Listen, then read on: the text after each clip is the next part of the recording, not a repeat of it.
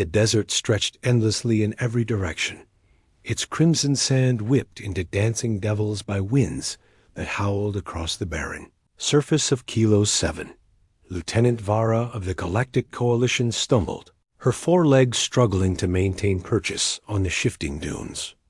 The wound in her side leaked violet blood, staining her tactical suit as the twin suns beat down mercilessly from above. Her human husband, Marcus, caught her before she fell completely. His grip was gentle but firm, those strange two-armed appendages supporting her bulk with surprising steadiness. "I can walk," Vara hissed through clenched mandibles. Her pride stung more than her injury. "Leave me. Save yourself." Marcus gave her that peculiar expression humans call a smile, though his eyes held no humor. Not happening, Vara had thought. Herself fortunate when the Coalition assigned her a human partner 3 cycles ago. Humans were new to the galactic community, their homeworld having achieved faster-than-light travel only recently.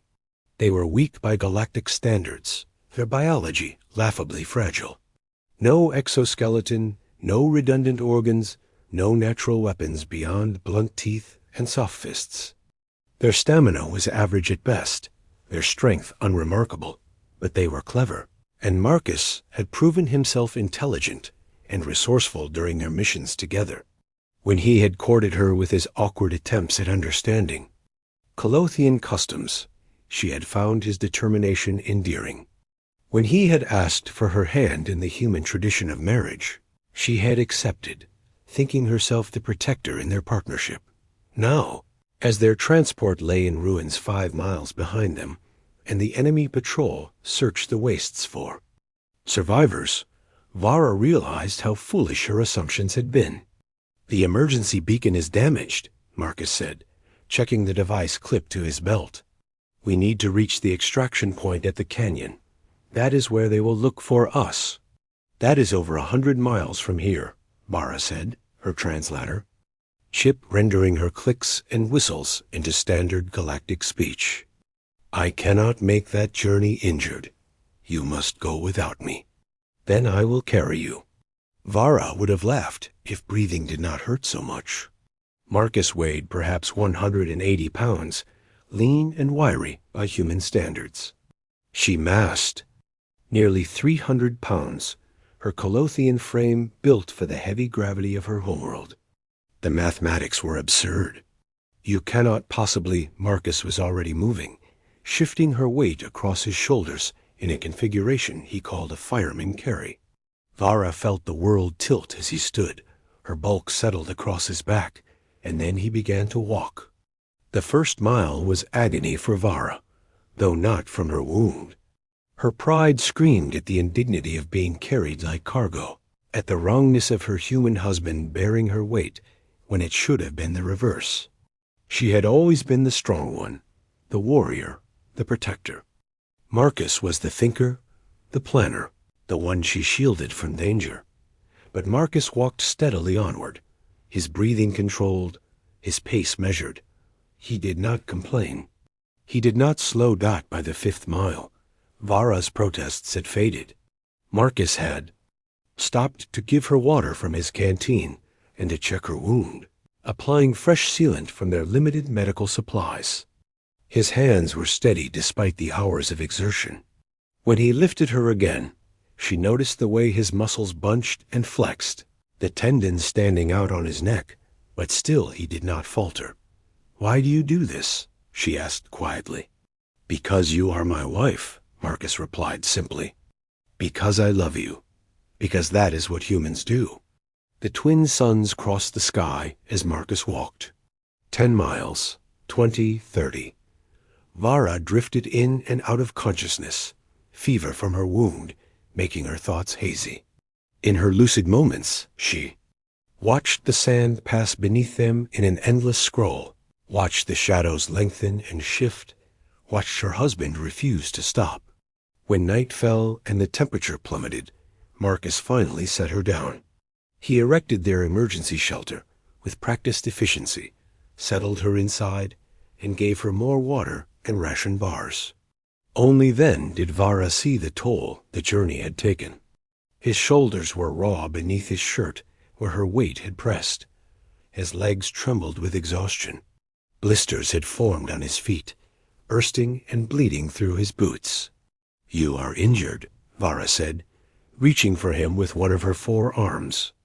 "I am fine," Marcus said, and the lie was so transparent she did not bother arguing. Instead, she watched as he tended to her wound again, his touch careful despite his obvious pain. "Tell me about human endurance," she said. "I have read the files, but I do not understand." Marcus settled beside her, his breathing still labored. "Humans are pursuit predators," he began. "Long ago, before we had weapons or tools, we hunted by chasing our prey until it collapsed from exhaustion. We are not fast, but we do not stop. We sweat to cool ourselves, we have springs in our feet to conserve energy, and our brains are wired to ignore pain and keep moving."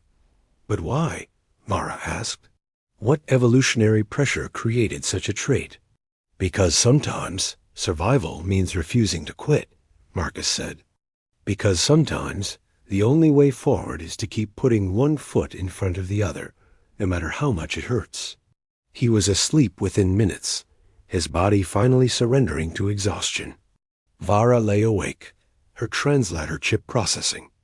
The sounds of the desert night, her mind working through this new understanding of her husband and his species. Humans were weak, yes, but weakness was relative. A Colothian could lift twice what a human could. A Vraxion could run 3 times as fast. A Thorian could survive injuries that would kill a human instantly. But none of them could do what Marcus was doing. None of them had this particular brand of stubborn, relentless endurance. When morning came, Marcus was already awake, preparing to continue. Vara saw him wince as he pulled on his boots, saw the way he moved carefully to avoid aggravating his injured shoulders, but his expression was determined. "How far have we come?" Vara asked. 42 miles, Marcus replied. 58 to go. You cannot continue like this. You will damage yourself permanently." Marcus looked at her with those soft, vulnerable human eyes. "Probably," he admitted. "But that is a problem for future Marcus. Present Marcus has a wife to save." He lifted her again, and they continued. The second day was harder than the first. Marcus had to stop more frequently, his body finally beginning to fail under the impossible strain he was placing on it.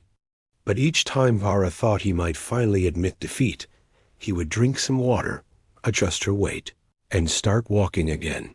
She tried to calculate the physics of it, to understand how his body was managing this feat. His muscles should have torn. His spine should have compressed. His heart should have given out.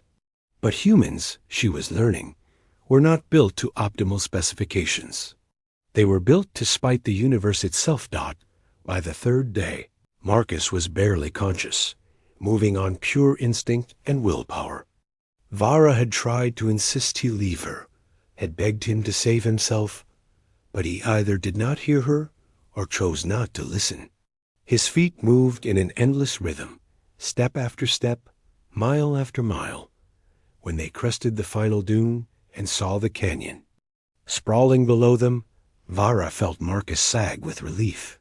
The extraction point was visible, a cleared landing zone where a coalition shuttle was already waiting.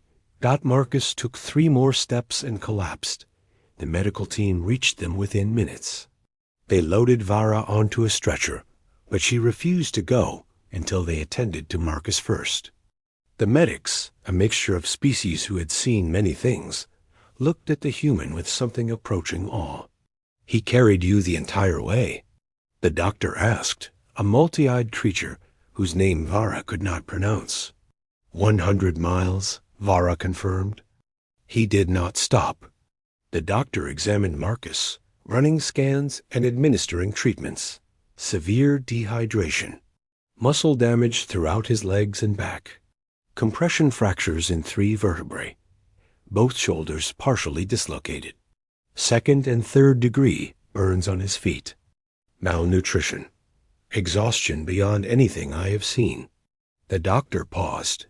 He should not have been able to walk the last 20 miles, let alone carry additional weight. But he did, Vara said softly. Marcus regained consciousness in the medical bay of the Coalition station, 3 days after their rescue. Vara was there, her wound healed and her strength returned. She sat beside his bed in the awkward way humans did, her 4 legs folded beneath her. "You are an idiot," she said when his eyes opened. "Probably," Marcus agreed, his voice hoarse. "Did we make it?" "We did, thanks to you." Vara reached out, taking his hand in one of hers. "I thought you were weak. I thought I needed to protect you. I was wrong."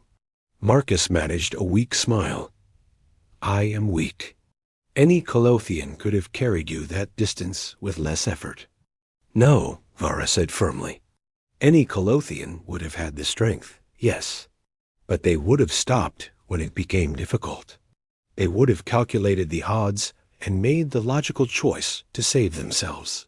Only a human would be stubborn enough, crazy enough, to simply refuse to quit." "Is that a compliment?" Marcus asked. "It is an apology," Vara replied, "and a promise. I will never underestimate you again. I will never underestimate any human again." Marcus squeezed her hand. "Fair enough. Though maybe next time we can call. For a ride instead of walking?" Vara laughed, the sound translated into a series of clicks that made Marcus smile. In the weeks that followed, as Marcus recovered, the story of his march across Kilo 7 spread through the Coalition.